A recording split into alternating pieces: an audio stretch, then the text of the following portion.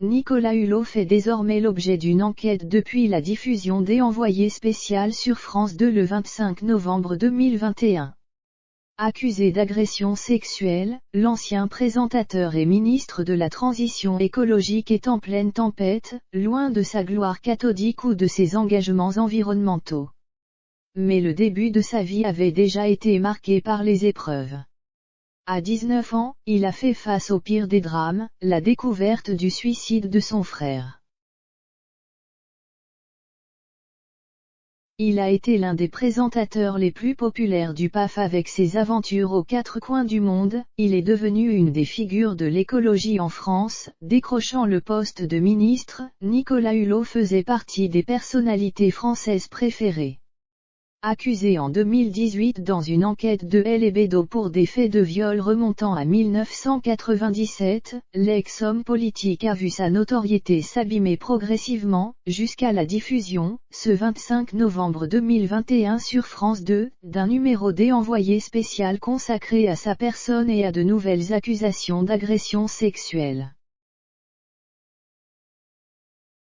La star des Ushuaïa a beau avoir tenté une nouvelle fois de mettre en place une stratégie de communication de crise en s'exprimant la veille sur BFM TV, l'icône est sérieusement écornée, le parquet de Paris ayant décidé d'ouvrir une enquête. Les faits sont prescrits et il est présumé innocent, mais son image n'est définitivement plus simplement celle d'un séducteur. Pour faire face à cette épreuve, il a décidé de se retirer de la vie publique pour se consacrer à sa famille et ses amis.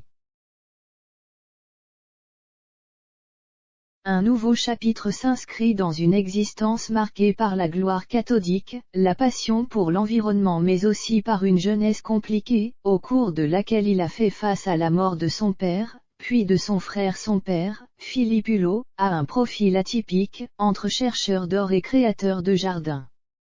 Sa mère est Monique Moulin, ancienne mère au foyer devenue responsable de maison de santé. Ensemble ils auront 3 enfants, Gonzague, Béatrice et Nicolas Hulot. Ce dernier a 15 ans lorsque son père, séparé de leur maman, meurt d'un cancer. Après ce drame, suivra la disparition tragique de son frère en 1974. Dans un article de l'Express paru en 2006, on apprend que l'ancien animateur et ministre a 19 ans lorsqu'il bute sur le corps de son frère, suicidé un soir de réveillon. Avec sa sœur, Nicolas Hulot est descendu dans la cave pour chercher des chaises, c'est alors qu'il découvre leur aîné, sans vie, roulé dans un tapis à côté du vieux train électrique. La famille pensait que Gonzague était parti faire un tour du monde, mais il cachait un profond mal-être, entre non-dit et rancœur. Nicolas et Béatrice Hulot vont taire sa mort, offrir à une femme abîmée par la vie quelques instants de répit. Avec la complicité d'un oncle, ils reportent le drame au lendemain. Champagne, dinde, bûche, cette immonde nuit de Noël, écrira Nicolas Hulot dans Les Chemins de traverse, Lattès, sauve les apparences, écrit l'hebdomadaire.